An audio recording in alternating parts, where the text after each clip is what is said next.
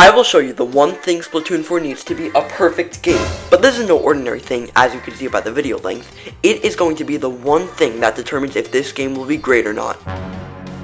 Splatoon 3 recently ended their content, so the next thing for the franchise is the next game. Through my 6 years of analyzing Splatoon, I constructed one thing Nintendo can do to have a game that I will love like no other. This video marks my almost 3-month return to YouTube, so I made sure to come back with a bang for this video. Now, let's get into it.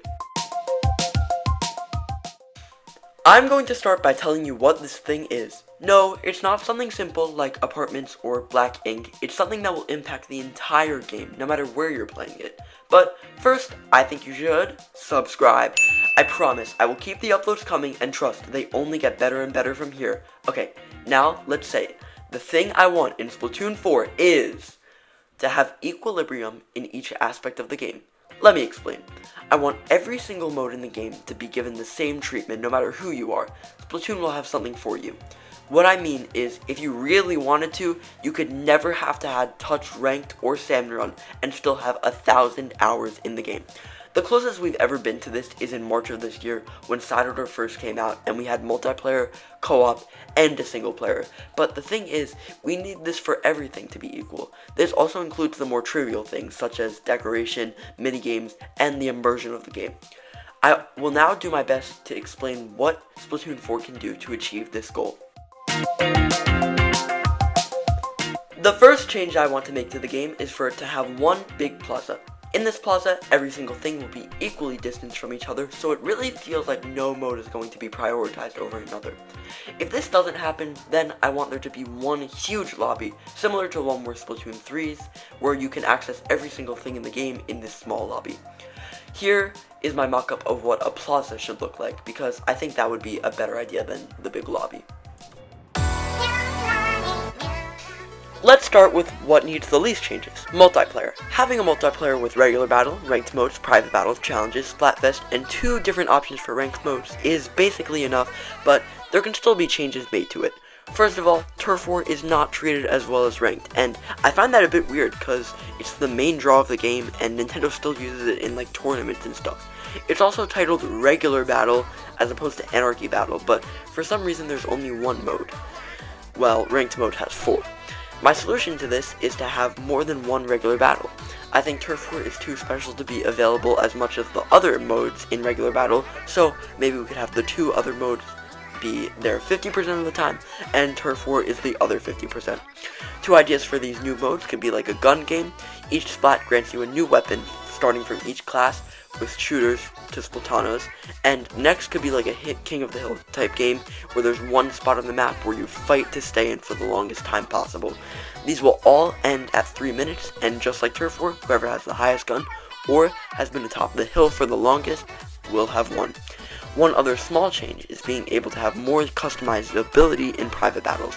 Stuff like adjusting the gravity to a reasonable amount or changing the ink colors could make private battles feel as luring as public matches.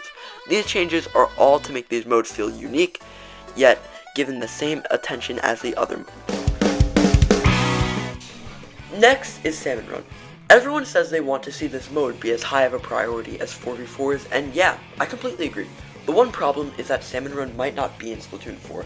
With Mr. Grizz dead, us killing enough salmonids in 2 days to get 1.5 billion eggs, the only reasonable thing to do story-wise is to replace it with something else. However, from a business standpoint, it would be pretty good to keep it, since so many people love the game already. The code's pretty much already in Splatoon 3, and they invested so much time into it these past few games, it would be kind of a waste to get rid of it. For the sake of the argument in this video, I will just treat it as either being the same exact thing or something different, but it plays identically. The first change I want to make is to have multiple rotations. It's crazy of me to see how many people can be locked out of playing if they don't like the map, King Salmonid, or weapons. There are enough Salmon Run players so it won't be an issue. Along with this, kind of related, I think we should have more than one mode. Maybe we don't need 2 rotations if we have more than one mode, but I think maybe an easier mode equivalent, so like Turf War where you could just turn your brain off and play Salmon Run. And yes, I am an endless mode supporter.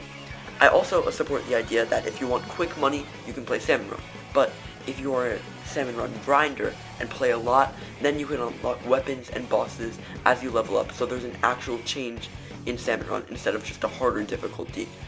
Also, I think it's kind of dumb how they just reuse multiplayer assets, so I think exclusive specials or multiple subs. They could also make Salmon Run into the same lobby multiplayer is in, so it's all connected. If not, we could separate everything, like having Table Turf be its own lobby, like I said in the beginning of the video.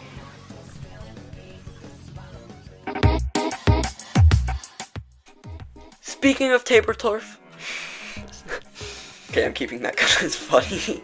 Speaking of Table Turf, let's talk about stuff like that. First, like I said, it's going to have its own space, and I also want it to have an online queue. We could definitely do more in colors, because having it be just blue and yellow is kind of boring. We should have it just as colorful as regular battle. One thing could be having a light mode or a beach background, sort of like Tetris 99. This could change the colors without it feeling random.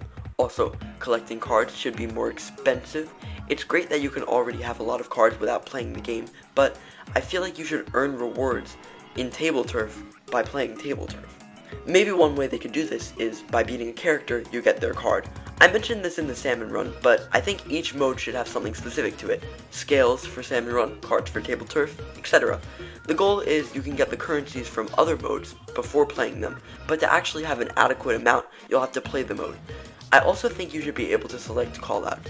I mean, like pressing a button sends the enemy a sticker of Callie saying booyah, or Marie saying aw man.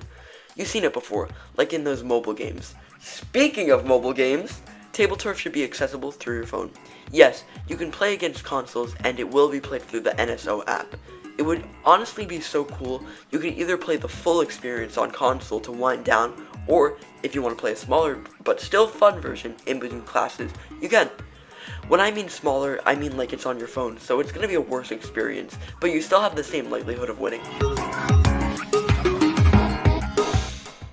Now, let's move on to a single player. This could be a DLC similar to the one we have, but it's still going to be in the plaza like the other modes. Honestly, I would be completely fine with another roguelite as long as it fits the qualification I'm about to mention.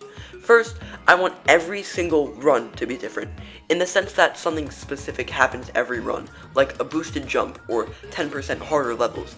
It should also have the option to queue with someone else.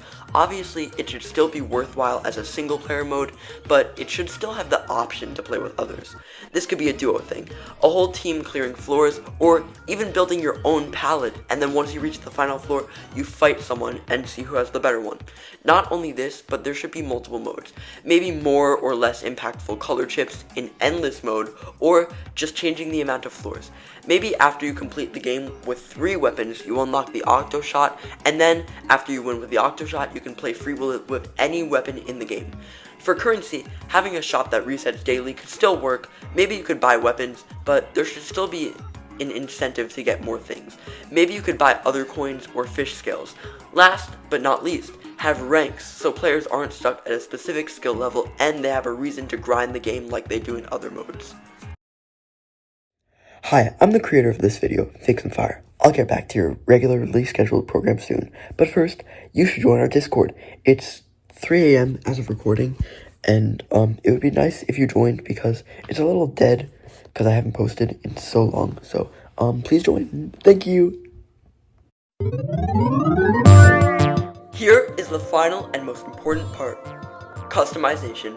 There are people who are in love with the feel, art, design, and social aspects of Splatoon, but are still in C rank. So, since so many people are in love with this part of the game, I think it should be celebrated as much, if not more than other parts of Splatoon. First, let's have the plaza actually be like a hangout room. We could do this by bringing Miiverse back, possibly allowing extremely strict voice chat to talk, minigames to play with friends, and just the ability to communicate. Maybe you could have people walking in the plaza be walking on other people's screens in real time.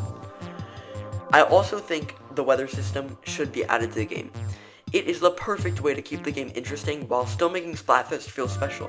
Every rotation, the weather would change, having increasingly common weather types depending on what season it is. This will take place in battles, the outside plaza, and maybe stuff like Salmon Run if the developers are feeling risky. Aside from this, I think being able to play with different named characters would be easier. For example, when you wear an amiibo outfit, you become that character with their name, ink color, and everything. Also, having a permanent ink color for the lobby would work, and if not, maybe dyed tips of your hair could be available. Changing the size of your ear was a good idea, but color could not easily be changed. Also, apartments should be added to the game, and lockers were not really enough to solidify customization a lot. The final thing is to have a virtual phone app. We already have this for Splatoon 3 and Splatoon 2, but the only thing it's really used for is to skip the news.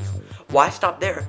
Make it able to see who's in battle, recent updates with your friends. Essentially the goal is to make Splatoon like Animal Crossing, but obviously the main draw being battles and the characters being squid people.